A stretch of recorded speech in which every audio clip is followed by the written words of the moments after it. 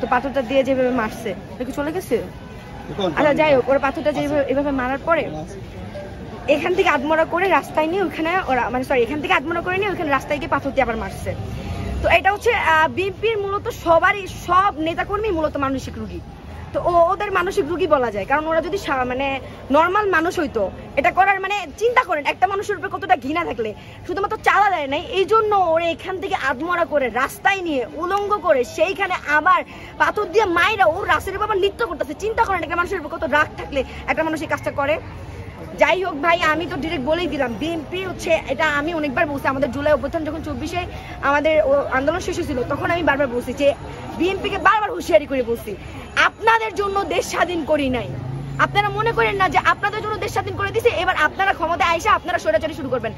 আপনাদেরকে হুঁশিয়ারি করে একটা কথাই বলবো, দেশে আর একটা স্বৈরাচার জাগতে দেওয়া যাবে না। তার জন্য আমরা আমাদের যদি আবার রাজপথে নামা লাগে জুলাই এখনো মারা যায়। কিন্তু ওরাও তো সহযোগী ছিল আপনাদের।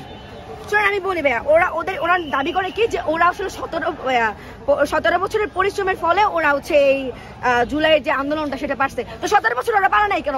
স্টুডেন্ট নাম্বার পরে করতে হইলো বা এইসব বিষয়ে কথা বলতে চাই না। আমার কথা হচ্ছে তো ওরা ক্ষমতায় আসার আগে যে কাজগুলো আওয়ামী লীগ হাইরে করতো সেই কাজগুলো ওরা ওপেনলি করতেছে। আওয়ামী লীগ যে এইসব খুন কামারি যাই করতো এগুলো হাইরে করতো, ওরা কি করতেছে এটা ওপেনলি করতেছে। আচ্ছা এটা তো মাত্র ট্রেলার দেখাইতেছে, আরো তো সামনে বাকি আছে ওদের।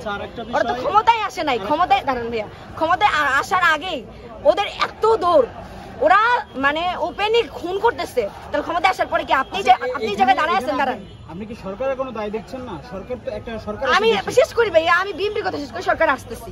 আমার হচ্ছে এই যে আজকে আপনি আসার একটাই রিজন, আজকে সকাল 8টা থেকে আমি মূলত আপনার শাহবাগে ছিলাম ওইদিকে, যেহেতু বৈষম্য বিরোধী ছাত্র আন্দোলন 10:30 একটা কর্মসূচি দিছিল, তারপরে কোনো একটা ঝামেলার কারণে সেটা স্থগিত হয়ে গেছে।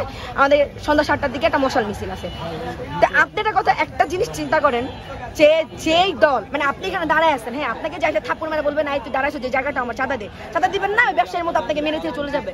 শুধু চাঁদা দেওয়ার জন্য একটা মানুষকে কিভাবে খুন করা মানসিক রোগী। ডিরেক্ট বিএনপি যতগুলা নেতা-কর্মী বলেন, ছাত্র দল যুব দল, ছাত্র দলের একটা পোস্ট দেখছি আপনার কালকে রাত্রেবেলা যে বলতেছে যে যুব দল মারছে সেখানে ছাত্র দলের কে জন্য টানতেছে, মানে একই থালার এই পিঠ আর ওই পিঠ। এখন বলতেছে এখন বলুন সরকারের কোনো দায় দেখছেন না আপনি?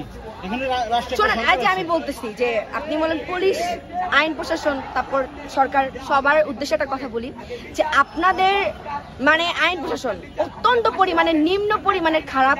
যে আপনাদের মানে একটা মানে চিন্তা করেন যে এক পাবলিক স্পটে একজনকে খুন করা হইতেছে, অথচ আপনারা তার বিরুদ্ধে এখনো স্টেপ নেন নাই।